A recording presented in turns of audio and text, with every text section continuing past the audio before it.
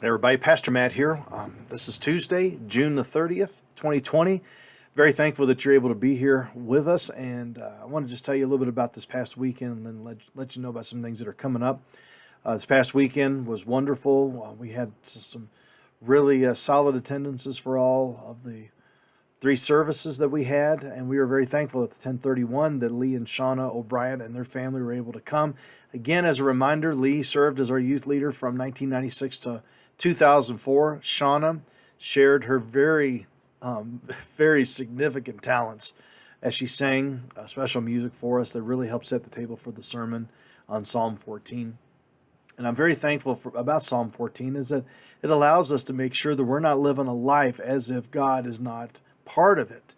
That if we are followers of Jesus, it's not just about Sunday morning. It's not about Saturday evening. It's not just about times that we're together where we put our spiritual hat on and then we take it off once we leave or once we get into the car. We are followers of Jesus who are to make much of Jesus in every last aspect of our lives. And thank you so much for so many of you who are telling me ways that God is moving in you and driving home that truth to you. So this coming Sunday, and I say Sunday, we're just going to have Sunday services. So we're not going to do the Saturday evening service because it's July 4th. However, if many of you begin to sign up quite a bit, then we're going to have a Sunday evening service to be able to have and to be able to take care of some of that overflow. And then on the 12th, well, the 11th and the 12th, I will never get used to a Saturday service. So on the following weekend, we will be doing Lord's Supper. And on Friday, I'll show you the little container that we have for this. But it's going to be a way for us to be able to pass along to you the Lord's Supper where no one else is going to be able to touch it, but you'll be able to take it yourself. And then when we get to that time, you'll be able to have that time and have that container there with you. It's going to be just a joyous time where we can finally celebrate the Lord's Supper together. Now, some of you may be watching this, or you may know people that don't have a lot of technology and aren't able to come to church. And you're like, well, how are we going to do that? Well, the deacons are on that. The deacons are going to find a way to get it to you. And we're going to do it on a case-by-case basis because if there's some that aren't able to watch the service and aren't able to come, then we will find a way to make sure that you can observe the Lord's Supper as part of what we're doing here. But if you're able to watch, then at the 1031 service, when we have our time together, that's when you'll be able to take it. That's when you'll be able to do it. And it's just fantastic that we're finally at this point. Also, I wanted to let you know, Scott and Kristen Mortar, remember them? Scott and Kristen, they were at our church from 2012 to 2018.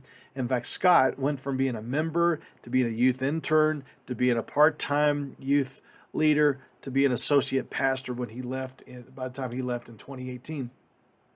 They are now actually going to be on their way to East London. They're going to be on their way on Monday. So they have a commissioning service on Sunday, July 5th. They're going to be having it at 9:30, which will be 7:30 our time. So we won't be able to actually go in. But I want to let you know I put together a little video for them that was about 2 to 3 minutes long that I pray represented ARBC well, and also just kind of sprinkled in a little bit of some of the feelings that I had. They're some of my very, very dearest friends, and I get very emotional when I finally think that we sent them, and we're sending them, and we're going to have an outpost of missionaries that came from our church in East London to minister to the immigrants and refugees that are coming from all sorts of different places, but mainly from like India, Pakistan, North Africa. And it's going to be a big challenge for them. So I need you to send them some encouragement by email. They're still going to have that. He's going to go over on a student visa. He's going to start school again. That's the way he was able to get into the country. So I need you to send them some encouragement. Don't assume that someone else is sending them encouragement. You have their email. It's been in my updates for the last 4 months. Click on that email. Send them an email about how you're praying for them, how you're encouraging them, even if you're not financially supporting them right now, which I do hope you will, because there's sometimes when they get over, these people, when they get over to a place, then for whatever reason, sometimes the financial support drops off. We don't want to do that this time. So we want to be very, very careful about that. Another thing I want to let you know, you'll see it all in the updates, but sometimes hearing it and seeing it can help. We will not be open on Friday in observance of Independence Day, since July 4th falls on a Saturday. We will be taking that Friday and making sure that we are observing that, spending time, taking time with family and friends, and remembering the freedoms that we have. We got a lot going on in our country right now that is making us, and it's making me just a little bit sad, but it's also galvanizing me and making me realize that my hope is not here. My hope is not here because my citizenship is not here. I'm just passing through here. I'm an alien and a stranger, and I will do all I can while I can to get the gospel out and to make sure that we are taking care of those who are having trouble taking care of themselves, and that we are making sure that we are standing up for what's true and what's right. We're standing up for Christ, and we're loving our neighbor and making sure we're telling them all about the gospel. I'm going to include a couple of articles in there about this most recent Supreme Court decision that is a big hit to what we have normally called our pro-life movement. And I'm probably going to put out another video.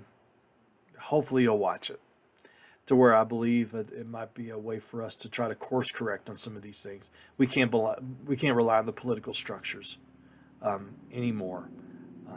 There's going to have to be other ways that we're going to have to do this, and we're going to have to start being the church and not simply seeing ourselves as maybe an arm of a political party or a political structure. Hopefully that teased you enough to where you'll watch the next video that I'll put out probably sometime this week. No guarantees, but hopefully God will provide the time to do that. Thanks a lot, everybody. That's the update. We'll see you soon. Thanks. Bye-bye.